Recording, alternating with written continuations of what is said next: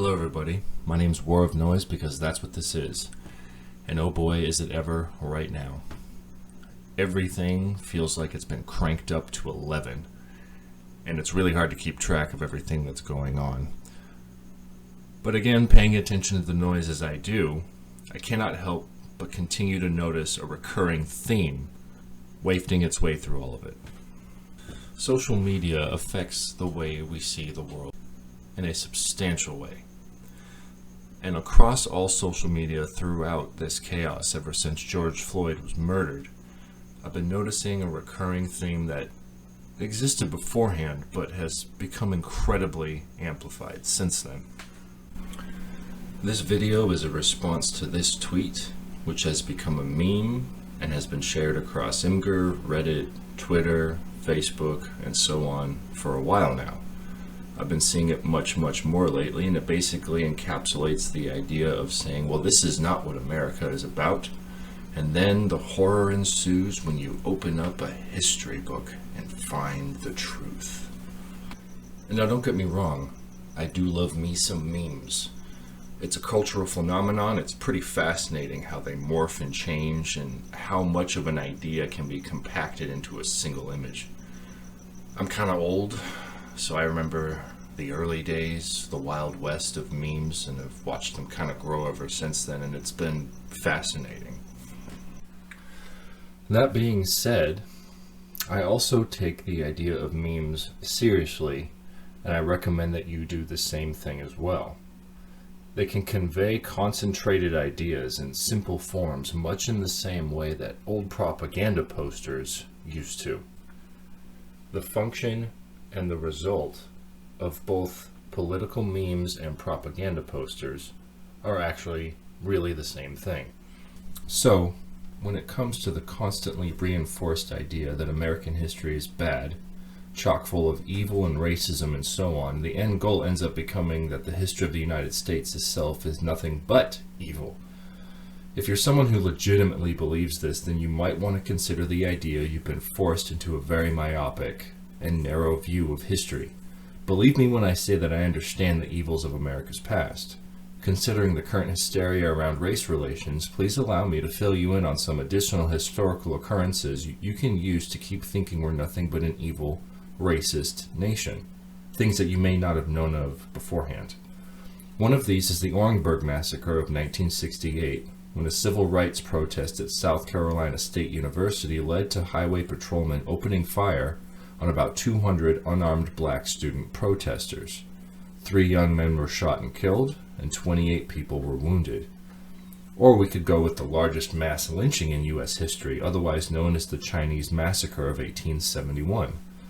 On the night of October 24th, 1871, a mob of around 500 white and mestizo, otherwise known as Latino, people entered Chinatown and attacked, robbed, murdered, and hung Chinese residents. About 17 to 20 Chinese people were hung. One of them had their finger cut off to get the diamond ring off, apparently, and eventually 10 people from the mob were arrested, 8 were convicted, and everything was overturned due to technicalities. Now, before you roll your eyes, become more cynical and fatalistic, I honestly would really like you to just consider something really quick. I am well aware of what is not taught in U.S. history classes throughout public education. I am also aware of what I wasn't taught. I am also aware of what I just showed you. I am also aware of the evil corners and epic abscesses throughout American history, and so are you. You know about these things, don't you?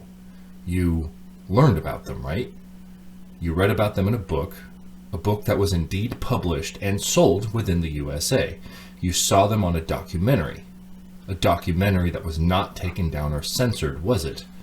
From a web page that is still up online right now that you can read.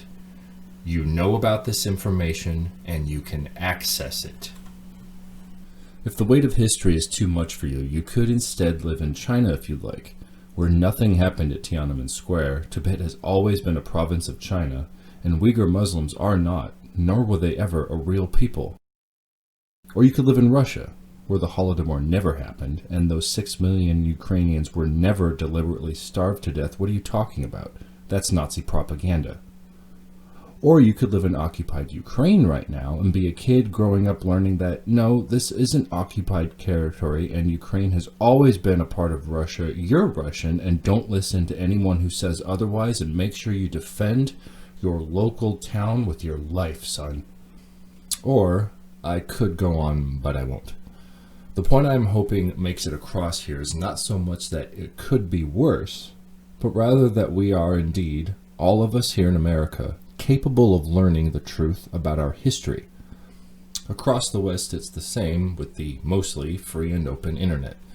Evidence of this is being shown across Europe as well right now, what with more George Floyd Black Lives Matter protests and soon eventual riots, I'm sure, spreading across the Western world. Some would say this is a good thing. On the surface, sure, I do agree there's a reason to protest, as long as it's the correct reasons, of course. Yeah.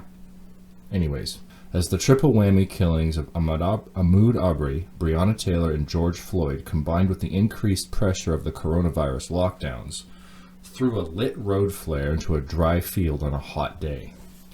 And I would also say that what I am seeing is a disturbing example of what seems to eventually occur when the people of a nation are allowed to learn about their past fully and completely. It is used against the society later as a reason to destroy it. Less racist is still racist. I eagerly await Black Lives Matter acknowledgement of the global racism occurring in places like Mauritania, Qatar, China, Egypt, Libya, and the ensuing global protests from those, which I'm not going to hold my breath for. Some people are going to say, oh yeah, well, those were in other countries. We can only do what we can do here. Yes, well, maybe the ability for global protests to occur may have just recently been demonstrated. The growing impression I am getting from social justice activists across the West is that since evil bad history has occurred in a white nation, regardless of if anything has actually gotten better or not, that white nation must indeed be dismantled, otherwise known as destroyed, because that evil history is all that defines said nation.